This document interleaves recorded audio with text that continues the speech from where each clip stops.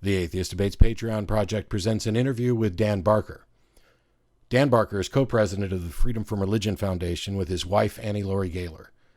In his books, Losing Faith in Faith and Godless, he tells the story of his life, from teenage evangelist, associate pastor of 3 churches, and music minister, to outspoken atheist leader. For 19 years, he preached and defended his faith, and after losing faith in faith and announcing his atheism publicly in 1984, he's been serving the atheist community and is a champion supporter of the separation of religion and government. He's a veteran of dozens of formal public debates and is a great resource for those who are interested in debating. How many formal debates have you done now? I've done 121 public, formal, moderated debates. And that does not include dozens and dozens of informal radio, TV. So sure. I don't count those. I debated William Lane Craig on TV once, but I don't count that as a debate because it was more like a talk show. Sure. So when it comes to counting actual formal moderated debates, 121, and doing another one in a few days. What's the topic of the one you're doing?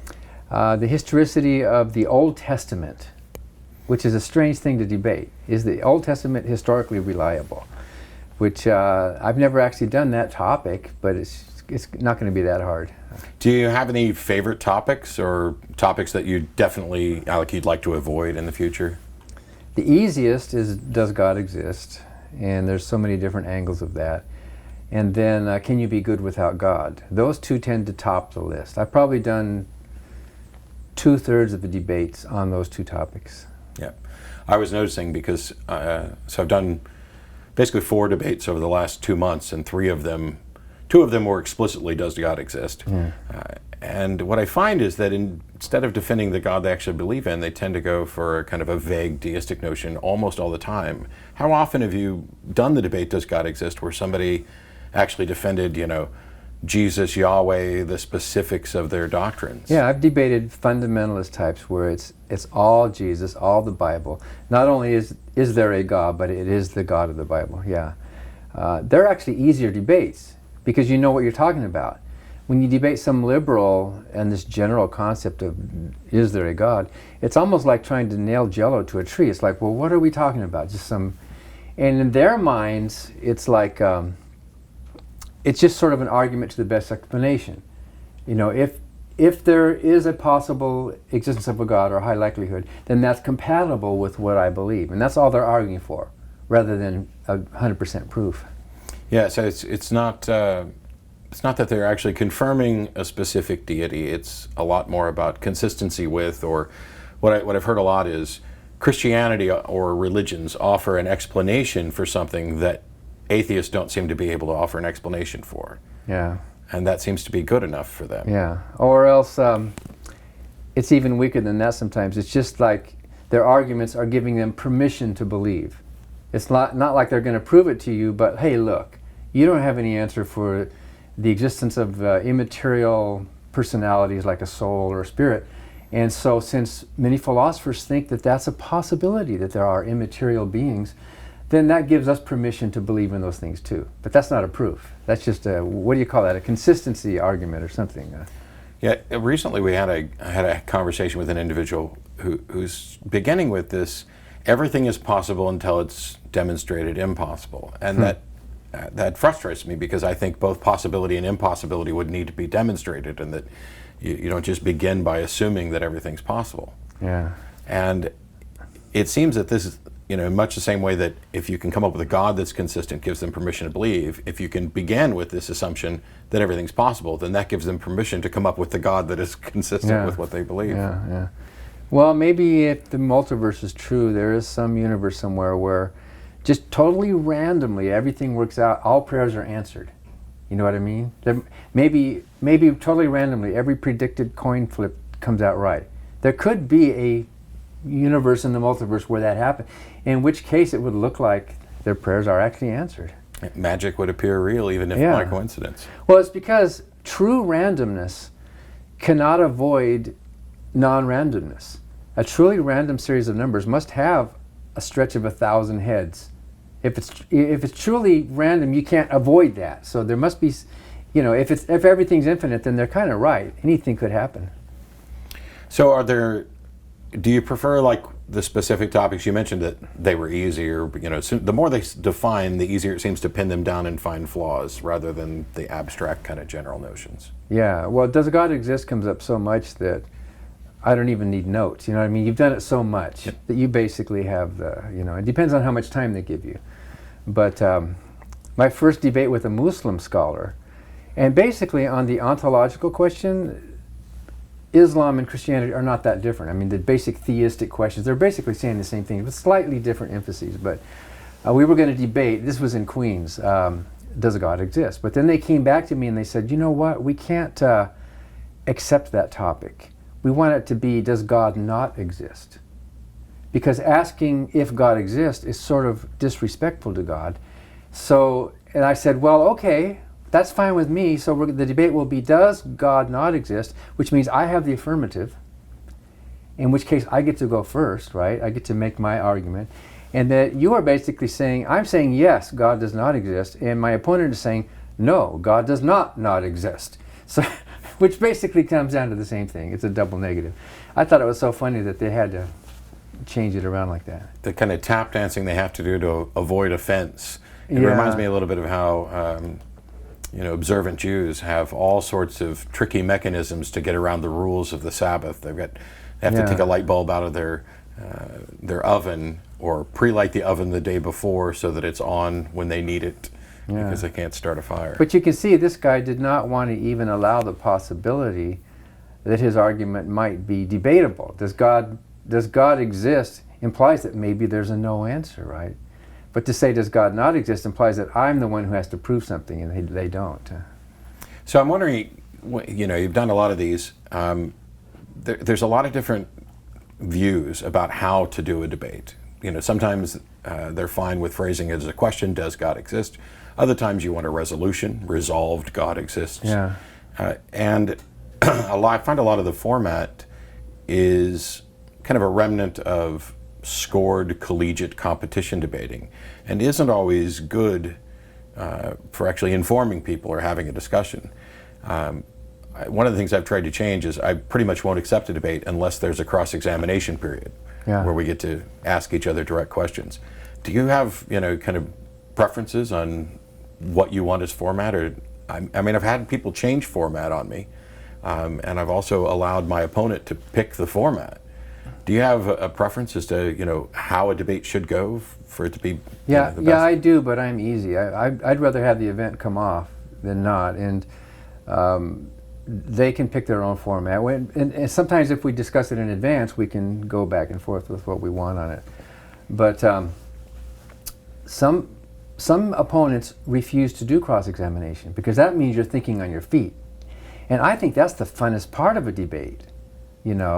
The time when Dinesh D'Souza and I sat across from each other and just talked back and forth, that was a lot more fun than just reading side-by-side opening statements, you know what I mean? So I love that, but some won't. Norman Geisler, who wrote all these apologetic books, I did a debate with him at the University of Wisconsin.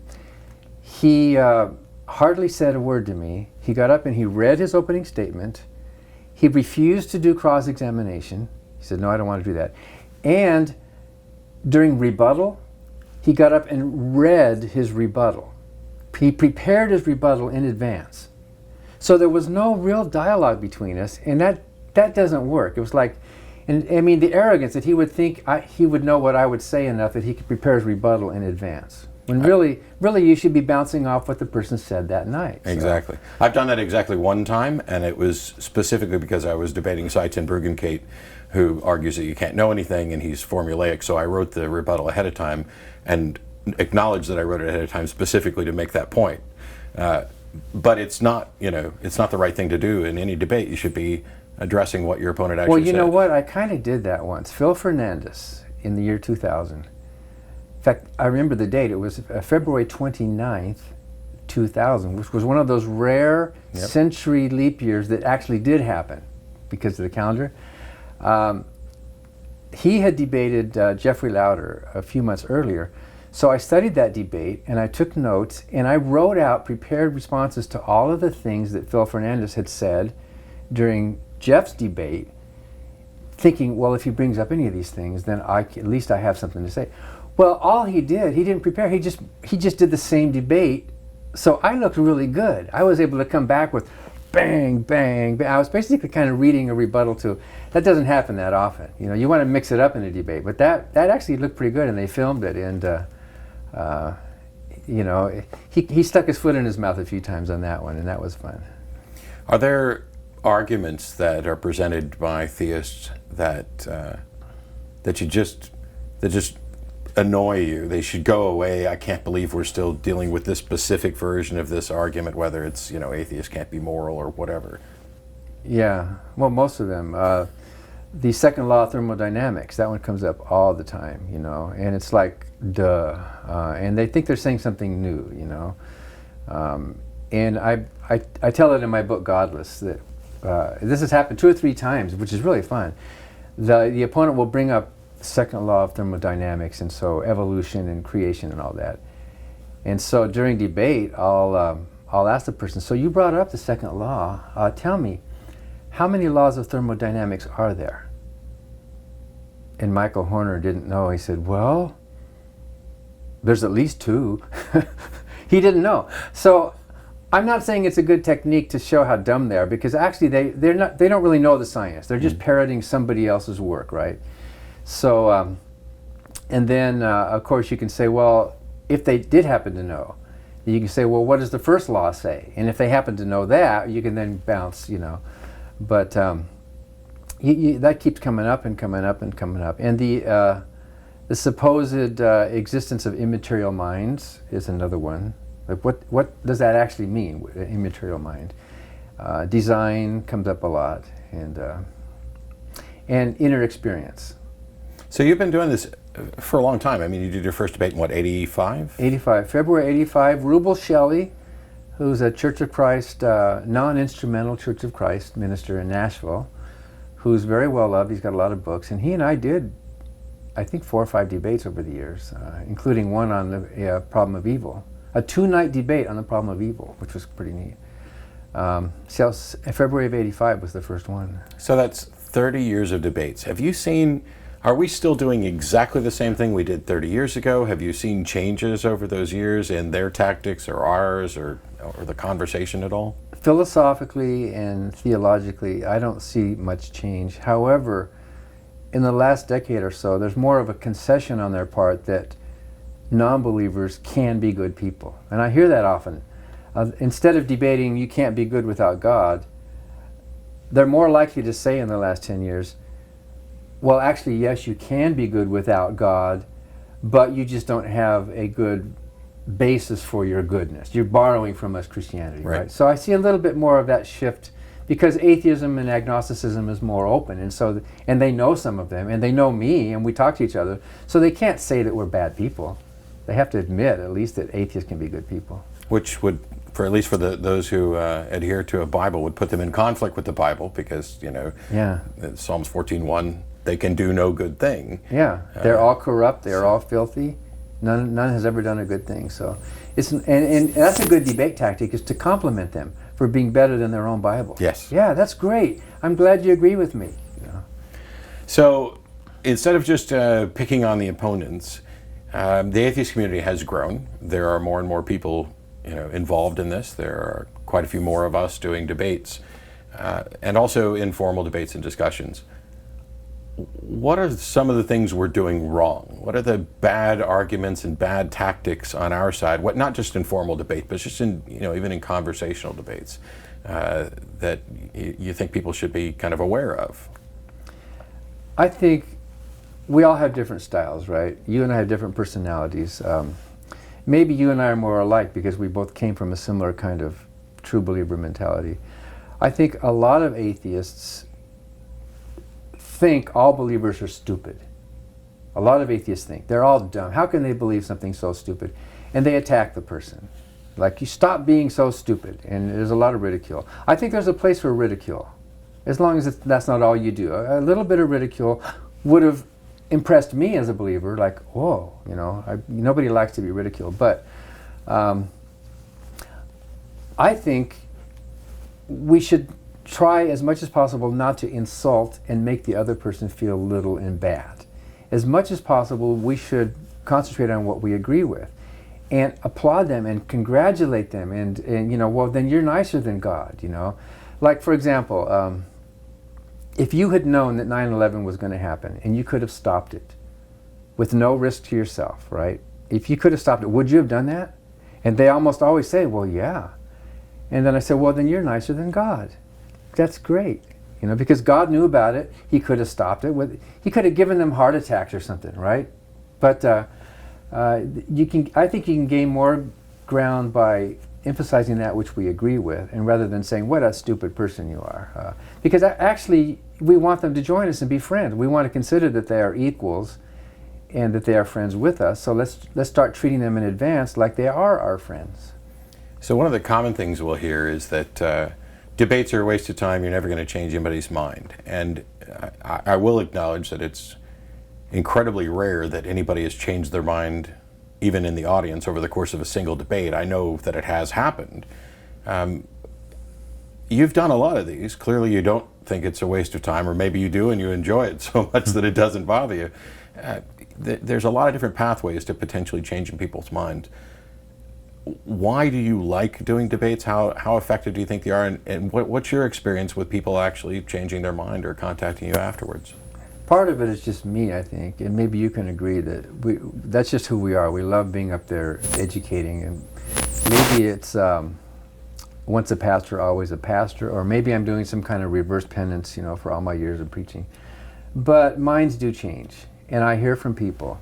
I saw a fellow in Sacramento who said he was at a debate with a fellow that I debated in Oregon, and in the meantime he had changed his mind. And he said that debate didn't do it, but it helped him along the line. Now he's on the other side, and he says, you know what, I agree with everything you said now.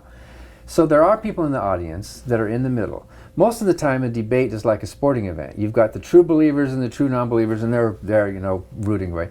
But at a college level, you actually do have people who are really in the middle. They really are coming in, not like a sporting event, they just want to hear and learn, right? And that happened with Patrick Elliott. He went to my debate at the University of Wisconsin on the resurrection of Jesus with Mike Licona, and Patrick was a Catholic, and he agreed, and he sat through it, and he listened, and he thought, I didn't know there was this whole field of study. So he took some classes, and he started reading and thinking, he said, you know what, I don't believe that stuff anymore. And that now, he came back, he went to law school, and now we've hired him as an attorney.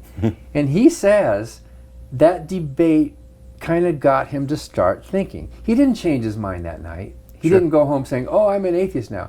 But it got his brain to think. And the few debates that I've done where they've actually graded them, like before and after, not just who do you think won, but like Campus Crusade or Crew, they like to do these debates or InterVarsity, they hand out a form. As you enter the room, on a 1 to 10, where are you, right? Most people pick 1 or 10, but a few people, maybe 20%, pick a number somewhere in the middle. Then after the debate, where are you? What is your opinion, right? Some people move this way, some people move this way. And the 3 or 4 times that has been done, my position gained a tiny bit. There was a little more movement. Some people went from a 6 to a 5, some people went from a 9 to an 8, some people went the other direction. But when you consider, I think they call it the delta, the actual change statistically, every single time there was a slight shift in my direction, which I think says something. People in the middle are, I'm going to move here. So it's valuable. I like the fact that they get people to think. I've said before, if you come to a debate or come to one of the shows and you leave with your faith strengthened, I might be a little disappointed, but I'll at least be happy that you bothered to consider the question, because so many people seem to not consider it at all. I didn't for 30 years. Yeah, well, I have a different take on that. I debated the same guy, Rubel Shelley, our second night of the Problem of Evil. It was actually held in his church. There were like 1,500 people there. It was the day after Columbine. So there were police in the audience. I mean, there were police with guns. They thought, oh no, an atheist coming to town, and there's a bunch of young people. So it was a packed meeting. And after the formal debate, there were questions. And some guy came up to the microphone and says, so, Mr. Barker, I want to thank you. I'm a believer in Christ. And after hearing this debate, I want you to know my faith was strengthened. And I says, well, that's good to hear. Because if your pastor had done a better job, you wouldn't need as much faith. You would need less faith. So you're actually congratulating me for winning the debate. Because if he had more facts and more evidence, your faith wouldn't be strengthened. Your faith would be less necessary. So I turned it into a compliment, you know what I mean? So I like that. I like that a lot. So outside of the formal debates, which you've done probably more than anybody I know, and there's a handful of us that have done a lot, but you've also done a lot of informal debates and radio stuff, and 10 years on the TV show. I can't, if you counted every phone call as a debate, I've got a lot of them. But mostly I think what people are interested in, there's not going to be that many who are, I'm going to go do formal debates. They want to know how to talk to their family and friends. How much do they need to know? Do they need to spend forever studying this stuff in order to have productive conversations? Is there some tip, some way of thinking that you would relay to people to be better at talking to people they care about these subjects? Yeah. If it's family members, that can be tricky because there should be better things to talk about in your family than what divides you. You should, and my brother Tom and I, we realize we're not going to agree on it. So let's talk about our childhood and mom and all that stuff, right? But it's hard to answer that question because there are dozens and dozens of topics. You're not just talking about the book of Matthew. You're talking about science and history and philosophy. You're talking about pseudoscience. You might be talking about, epistemology and faith and state-church separation, and demographics, society, all that. There's so many things that you could talk about. No one can know all that stuff. So I guess find out what that person's interested in. And instead of thinking, I'm going to go out and convert that person, consider yourself a resource for that person who's coming to you to pick your brain. Okay, you got some questions, well, let's study this together. So it could be on the contradictions in the Bible. I did a 6-night in a row debate with this guy. It was a waste of time in New England on contradictions in the Bible. And he said, all right, just name a contradiction and I'll answer it. He was without even knowing it, And about half of the ones I named, and it was a different church each night. We traveled around. It was a weird deal. About half the contradictions that I brought up, he hadn't heard of, and he had to say, I'll get back to you on that. But the next night it was a different audience. So he never got back to me on them. So that required knowing some Bible contradictions, and more than just knowing them, more than just going online and say, to know them, because they might pick them apart. They might say the context, or they might say the original word, and they might ask you, well, what is the original Greek word there? So if you're serious about going into that depth with a topic, well, then dig into it. Yeah, obviously you don't want to look stupid, but it depends on the topic. And some people think the Socratic method is a good thing. Well, I don't know. What do you think? And if you're bringing this up and you want me to believe it, well, tell me your evidence, right? So only 2 questions left. One of them is one I try to ask a lot of people because there are widely varying opinions here. Should scientists bother debating creationists? I think in general, no. But when you're debating a creationist, there's more than just the science. There's a bigger question there. So I will debate creationists, not as a scientist, but just admit, I'm not a scientist here, but let's talk about this philosophically. Let's talk about how we're knowing what we know, right? Mm-hmm. Do I want to get down into some DNA structure about this or that, where I'm out of my league as a scientist? And you don't want to pretend to know more than you know. But in general, I think there's some value in a general audience, right? People who are not scientists like me, right? Being educated enough to grapple with these issues. So I'll do it. I don't know if Dawkins should debate creationists. I think that would be a total waste of his time, and it would be like he'd have to be stooping down to be doing that. But maybe I'll take some of that because I just like it. Debates, after all, are educational. People aren't going to remember 80% of what was said. They're going to go home with some general idea and a couple of nuggets and maybe a little bit of that. And they're going to go home with maybe not even agreeing with you, but they're going to go home thinking, wow, I didn't even know there was another side. Wow, I didn't even know. You know, I never knew that an atheist could even get up and say anything coherent, right? And at least that is worth something. Yeah, that's actually probably one of my biggest goals. I don't go in trying to change my opponent's mind, because that's unlikely. I don't necessarily try to change the audience member's mind. But I want them to leave never again being able to say they've never met an atheist, they've never heard an atheist who was able to offer reasons for why they don't believe in things like that. Yeah. The last question, a lot of times when you've had discussions and you're doing pretty good and you're countering things, believers will retreat back into appeals to faith and special ways of knowing.